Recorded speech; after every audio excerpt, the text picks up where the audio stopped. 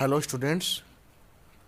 प्रारंभिक शिक्षा पूर्णता प्रमाण पत्र परीक्षा 2022 का जो कक्षा 8 का मॉडल पेपर RSCERT के द्वारा जारी किए गए हैं वो हम हल करवा रहे हैं।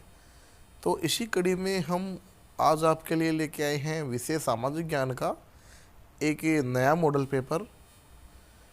तो इस मॉडल पेपर में आपके लिए समाहित किए गए हैं वो सारे के सारे प्रश्न जो एग्ज़ाम की दृष्टि से महत्वपूर्ण है। साथ ही ये कम्प्लीटली आपके लिए आधारित है एग्ज़ाम के ऊपर। आपको ऐसे के ऐसे पैटर्न के ऊपर जो पेपर आएगा वो मिलेगा। तो चलिए शुरुआत करते हैं। तो यहाँ हमारे पास है जो विषय सामाजिक विज्ञान है उसका मॉडल पेपर RSCERT उदयपुर के द्वारा जारी किया हुआ। समय है 2 घंटे 30 मिनट और पूर्णांक है 80 नंबर का। तो शुरुआत करते हैं। प्रश्न नंबर 1 में बहुविकल्पीय प्रश्न दिए गए हैं। आपको जो सही उत्तर है वो कोष्टक में लिखना है। प्रश्न नंबर 1 देखिए, 1817 में स्कॉटलैंड के अर्थशास्त्री और राजनीतिक दार्शनिक जेम्स मिल ने 3 विशाल खंडों में कौन सी किताब लिखी थी? तो इस किताब का नाम सही है history of British India. Second question है, 19वीं और 20वीं शताब्दियों के दौरान 1940 में महाराष्ट्र में कौन सा जनजातीय विद्रोह हुआ था? तो यहाँ वर्ली आंदोलन या वर्ली विद्रोह आ जाएगा। स्वामी विवेकानंद का मूल नाम आप सभी जानते हैं, नरेंद्र नाथ दत्त था। निम्नलिखित में से कौन सा मानव निर्मित संसाधन है जो मानव के द्वारा बनाया गया है? यहाँ पर देखिए, कैंसर उपचार की औषधियाँ। अगला प्रश्न है, निम्न में से कौन सा कारक मृदा निर्माण का नहीं है? तो जिससे मृदा निर्माण नहीं होता है वो है हमारा समय। नेक्स्ट क्वेश्चन है, भारत का प्रमुख कॉफी का प्रमुख उत्पादक देश है यहाँ। तो यहाँ आ जाएगा उत्तर है अपना ब्राजील। अगला प्रश्न है, धर्मनिरपेक्षता से तात्पर्य है धर्म को राज्य से अलग रखने की अवधारणा। ऑप्शन 6 है यहाँ सही। अगला है, प्राचीन भारत में कितने स्थानीय कानून थे? तो इसमें असंख्य है वो सही उत्तर हो जाएगा। अगला प्रश्न है, संविधान के अनुच्छेद 39A में कौन से नागरिकों को वकील मुहैया कराने की जिम्मेदारी राज्य के ऊपर सौंपी गई है? तो जो गरीब हैं उनको वकील मुहैया कौन कराएगा? राज्य करवाएगा। अकेले उड़ीसा में कितने जनजातीय समूह थे? तो इसमें 60 से ज़्यादा। अगला प्रश्न है, निम्न में से हुरडा सम्मेलन की अध्यक्षता किसने की थी? तो इसमें आ जाएगा महाराणा जगत सिंह द्वितीय। राजस्थान में 1857 की क्रांति का प्रारंभ सर्वप्रथम कहाँ हुआ था? तो नसीराबाद सही उत्तर आएगा। राजस्थान के किस भौगोलिक प्रदेश में जनसंख्या घनत्व सबसे कम पाया जाता है? तो ये मरुस्थल प्रदेश आ जाएगा। मुख्यमंत्री राजश्री योजना का प्रमुख उद्देश्य है? तो राजश्री योजना का प्रमुख उद्देश्य यहाँ है लड़कियों में शिक्षा और स्वास्थ्य की स्थिति का सुधार करना। हमारे देश में किस संविधान संशोधन विधेयक में पंचायती राज व्यवस्था को अपनाया गया है? तो यह आ जाएगा 73वां। प्रश्न नंबर 2 यहाँ पर है, सही विकल्प है वो आपको रिक्त स्थान में भरना है। असम के आदिवासी कोयला खदान और चाय बागानों में से चाय बागानों में काम करने के लिए जाने लगे। तो यहाँ असम में मुख्य रूप से चाय के बागान है वो पाए जाते हैं। ब्रिटिश संसद ने 1858 में एक नया कानून पारित किया और ईस्ट इंडिया कंपनी के सारे अधिकार जो ब्रिटिश साम्राज्य है उसके हाथ में सौंप दिए। भारत एक धर्मनिरपेक्ष राज्य है। यहाँ कई छात्र देश करेंगे लेकिन यहाँ देश नहीं होगा, राज्य होगा। घरेलू हिंसा महिला सुरक्षा कानून 2006 में लागू हुआ। सतत विकास में 17 लक्ष्यों का चयन किया गया। हाड़ौती के प्रमुख मंदिरों में से कमलेश्वर महादेव का जो मंदिर है वो बूंदी में है। कम वर्षा वाले अर्ध शुष्क जो प्रदेश हैं उसमें कटली झाड़ियाँ और गुल्म हैं, उनकी पैदावार देखी जा सकती है, उपज है। चूना पत्थर, अब्रक और जिप्सम ये है अधात्विक खनिज, नॉन मेटेलिक मिनरल्स है। उसके बाद में है प्रश्न नंबर 3, निम्नलिखित दिए गए वाक्यों को पढ़कर सही पर सही का निशान और गलत पर गलत का निशान लगाइए। पहला यहाँ है वाक्य, मार्च 1859 में बंगाल के हजारों रैयतों ने नील की खेती से इनकार कर दिया, तो सही बात है। बाल विवाह निषेध अधिनियम 1829 में पारित हुआ, तो ये गलत है। तटीय क्षेत्रों में पवन रोकने के लिए वृक्ष कतार में लगाए जाते हैं, जिसको फसल उगाना कहते हैं, ये भी गलत है। संयुक्त राज्य अमेरिका में सरकारी स्कूलों के ज़्यादातर बच्चे सुबह पहले अपनी वफादारी की शपथ लेते हैं, तो सही है ये बात। संविधान के अनुच्छेद 22 के हिसाब से प्रत्येक व्यक्ति को एक वकील के जरिए अपना बचाव करने का मौलिक अधिकार प्राप्त है। अगला है भारत में, 5वें में सही आएगा। 6ठे में भारत में लगभग 50 से अधिक आदिवासी समूह हैं, ये भी सही हो जाएगा। कोटा में 1857 की क्रांति का नेतृत्व ठाकुर कुशाल सिंह चंपावत द्वारा किया गया, तो ऐसा नहीं था, ये गलत हो जाएगा। अगला प्रश्न है, स्तंभ ए को स्तंभ ब से हमको मिलाना है, तो सबसे पहले राजा राम मोहन राय जो हैं वो ब्रह्म समाज की स्थापना के लिए जाने जाते हैं। दूसरा है, विश्व में तांबे का जो अग्रणी उत्पादक है, तो चिल्ली में यहाँ तांबे के भंडार हैं। महाराणा प्रताप जो हवाई अड्डा है वह उदयपुर में स्थित है, डबोक उदयपुर में यहाँ स्थित है। मृदा अपरदन को रोकना हो तो हमको क्या करना पड़ेगा, चट्टान बांध बनाने पड़ेंगे।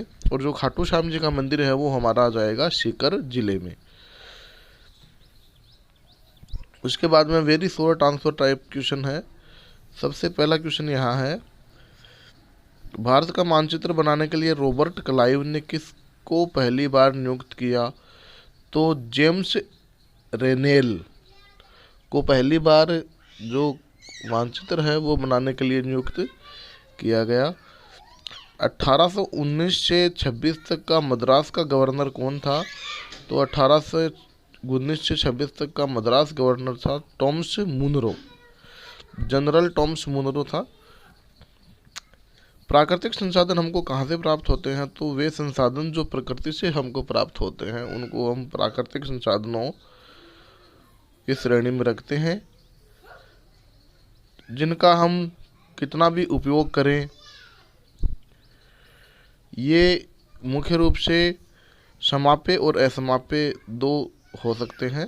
समाप्य में जो समाप्त होने वाले हैं जैसे पेट्रोलियम है हमारा, और असमाप्य में जैसे सौर ऊर्जा है, वायु ऊर्जा है, ये सारे के सारे यहाँ महत्व रखते हैं। उसके बाद में प्रश्न संख्या 8, जल संग्रहण की कोई 2 उपाय बताइए। तो यहाँ जो उपाय हमने लिखे हैं, जल रिसाव को कम करने के लिए खेतों को सिंचित करने वाली नहरों का निर्माण किया जाए, और रिसाव और वाष्पीकरण से होने वाली जल की क्षति को रोकने के लिए जो स्प्रिंकलर द्वारा सिंचाई की जाए, खेतों में स्प्रिंकलर सिस्टम द्वारा सिंचाई की जाए। प्रश्न नंबर 9 देखिए, कानून बनाने में सबसे महत्वपूर्ण भूमिका किसकी होती है, तो इसमें आएगा संसद। तो संसद है वो हमारी कानून बनाती है। खंड ब यहाँ शुरू होता है और खंड ब में 10 से लेकर 17 तक प्रश्न हमको दिए गए हैं। तो शॉर्ट आंसर टाइप प्रश्न ये हैं। सबसे पहला प्रश्न है, बंगाल के नवाबों और ईस्ट इंडिया कंपनी के बीच में कौन से बातों के ऊपर विवाद था? तो यहाँ 3 बातें लिखनी है। तो सबसे पहली बात यहाँ है कि नवाबों ने कंपनी को व्यापारिक छूट देने से मना कर दिया था। दूसरा, उन्होंने कंपनी को व्यापारिक अधिकार देने के लिए जो नजरानों की मांग है वो की थी, जो कि कंपनी को सही नहीं लगा। नवाबों के स्थानीय अधिकारी अपनी मांगों से कंपनी के व्यापार को नष्ट कर रहे थे और कंपनी के अत्यधिक चुंगी देनी पड़ रही थी। तो ये 3 कारण थे मेन।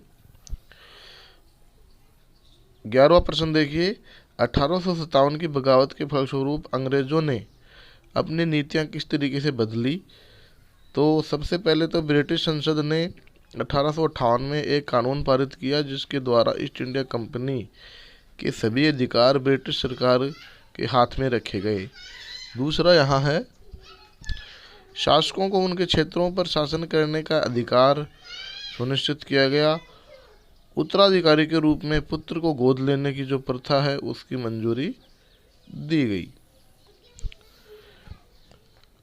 12वां प्रश्न है, संसाधन क्या है? तो प्रत्येक वस्तु जिनका उपयोग मानव करता है उसको संसाधन कहते हैं। प्राकृतिक संसाधन भी हो सकते हैं, कृत्रिम भी, मानव निर्मित भी हो सकते हैं। अभी हमने जो आपको बताए समाप्य और असमाप्य, ये सारे के सारे संसाधन की श्रेणी में आते हैं। उसके बाद में बायोगैस संयंत्र का नामांकित चित्र हमको बनाना है। तो यहाँ आप देख पा रहे हैं कि जैव गैस संयंत्र की व्यवस्था का आरेख हमने बनाया है। सबसे पहले ऊपर जो कर्दम या कचरा है वो डलेगा, मिट्टी है उसके बाद में, और ये जो टंकी है ये गैस की टंकी कहलाती है। फिर यहाँ से जो मिट्टी एक्स्ट्रा बचती है वो यहाँ आती है। निर्गम टैंक में जो कचरा है वो इकट्ठा हो जाता है और उर्वरक के लिए यहाँ अलग से डाइजेस्टर दिया गया है। नीचे देखो, जो सारे जो खराब मटेरियल हैं उनको डाइजेस्टर में यहाँ डाइजेस्ट किया जाएगा, और जो टंकी में गैस बनेगी वो इस गैस निर्गम मार्ग के द्वारा प्राप्त कर ली जाएगी। तो ये एक व्यवस्था है। अलग अलग बुक्स में नाम अलग अलग हो सकते हैं, लेकिन जो बेसिक नाम है, बेसिक इसके कंटेंट हैं, वो यहाँ आप इसमें देख सकते हैं। अगला प्रश्न यहाँ है, सार्वभौमिक वयस्क मताधिकार से आप क्या समझते हैं? तो सार्वभौमिक वयस्क मताधिकार यहाँ कि किसी देश के सभी वयस्क नागरिकों को वोट देने का अधिकार है। ये तो सही बात लिखी है। इसके अतिरिक्त हम आपको जो वयस्क मताधिकार है उनके बारे में बताते हैं। तो यहाँ जो सार्वभौमिक वयस्क मताधिकार का जो अर्थ है, यहाँ जाति, शिक्षा, धर्म, रंग, जातीयता और आर्थिक परिस्थितियों की परवाह किए बिना जो 18 वर्ष है उससे जो अधिक आयु के सभी नागरिक हैं उनको मत देने का अधिकार यहाँ दिया गया है। लोकतंत्र में एक सार्वभौमिक वयस्क मताधिकार महत्वपूर्ण बहुत ज़्यादा है, क्योंकि यह समानता की जो अवधारणा है उस पर आधारित है। यह दावा करता है कि देश में प्रत्येक वयस्क आय या सामुदायिक संबंधता की परवाह किए बिना वोट देने का अधिकार रखता है। भारतीय संविधान ने लोकसभा और राज्य विधानसभाओं के चुनाव के लिए सार्वभौमिक वयस्क मताधिकार की जो स्थापना है वो यहाँ हुई है। लोकसभा के सदस्य राज्यों में क्षेत्रीय सीटों के लिए सीधे चुने जाते हैं, ये भी एक अधिकार है। यूनिवर्सल एडल्ट फ्रेंचाइजीज का इस्तेमाल चुनाव सिद्धांत के रूप में किया गया था, और 18 वर्ष से अधिक आयु का कोई भी भारतीय मतदान करने का पात्र है। तो यहाँ पर ये मुख्य अधिकार यहाँ। अगला प्रश्न यहाँ है, न्यायपालिका की जो भूमिका है वो, तो कानून के शासन को लागू करने के लिए भारत में एक न्यायपालिका की व्यवस्था की गई है। इस व्यवस्था में बहुत सारी अदालतें हैं जहां नागरिक न्याय के लिए जा सकते हैं। राज्य का अंग होने के नाते न्यायपालिका भारतीय लोकतंत्र की जो व्यवस्था बनाए रखने के लिए है उसमें अहम भूमिका निभाती है। न्यायपालिका ने कार्यपालिका और विधायिका की शक्तियों पर अंकुश भी लगाया है। तो यहाँ ये न्यायपालिका की शक्तियाँ आप याद कर सकते हैं। प्रश्न नंबर 16 देखिए, राजस्थान के मानचित्र में निम्न सूती वस्त्र के उद्योगों को दिखाइए। तो मुख्य सूती वस्त्र के उद्योग यहाँ जयपुर, भीलवाड़ा और ब्यावर 3 दिखाए गए हैं।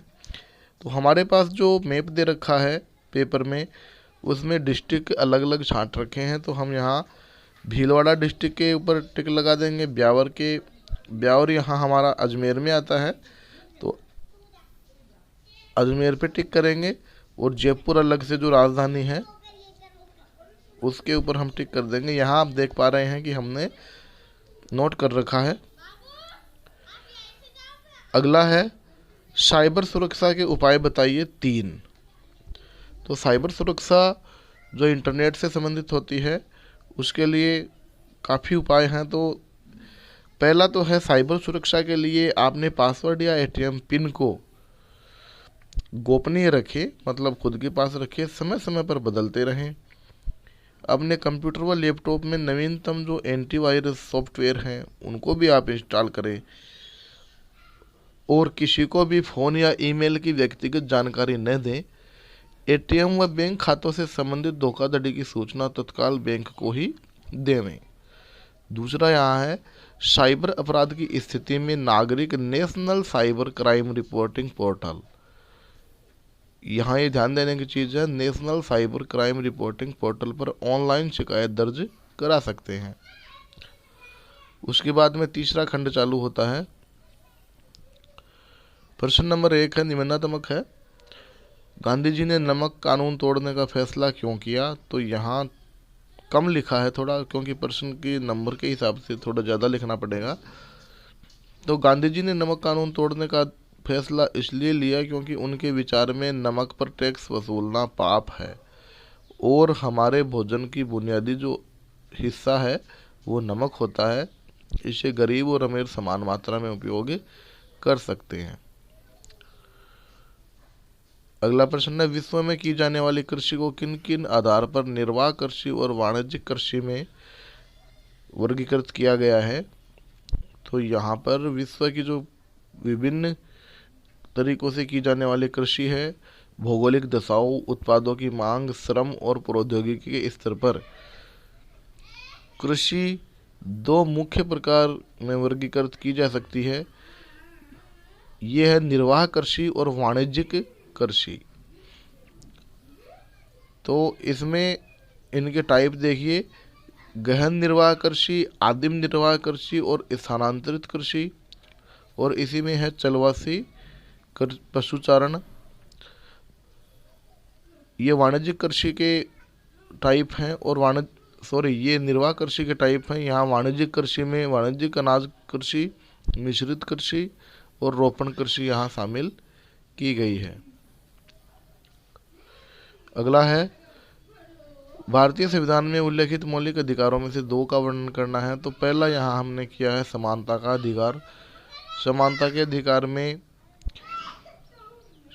के अधिकार से आशय है कि कानून की नज़र में सभी लोग समान हैं, अर्थात सभी लोगों को देश का कानून बराबर सुरक्षा प्रदान करेगा। इस आधार पर किसी नागरिक के साथ भेदभाव नहीं किया जाएगा। दूसरा है स्वतंत्रता का अधिकार। तो इस अधिकार के अंतर्गत जो अभिव्यक्ति और भाषण की स्वतंत्रता का सभी को अधिकार है। संगठन बना सकते हैं कोई भी, देश के किसी भाग में आने जाने और रहने की कोई भी व्यवस्था या पेशा या कारोबार करने का अधिकार है। इसी के अंतर्गत जीवन की स्वतंत्रता तथा निरावक नजरबंदी का अधिकार भी शामिल है।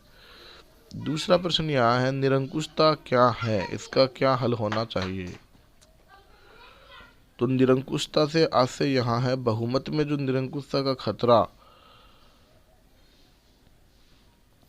इसी दर से बना रहता है। संविधान में दिए गए नियमों को इस बात से का ख्याल रखना चाहिए कि अल्पसंख्यकों को ऐसी चीज़ से वंचित ना किया जाए जो बहुसंख्यकों के लिए सामान्य रूप से उपलब्ध है। मतलब जो राज्य शासन है, राजा शासन है, उसमें सभी को समान यहाँ रखा जाना चाहिए।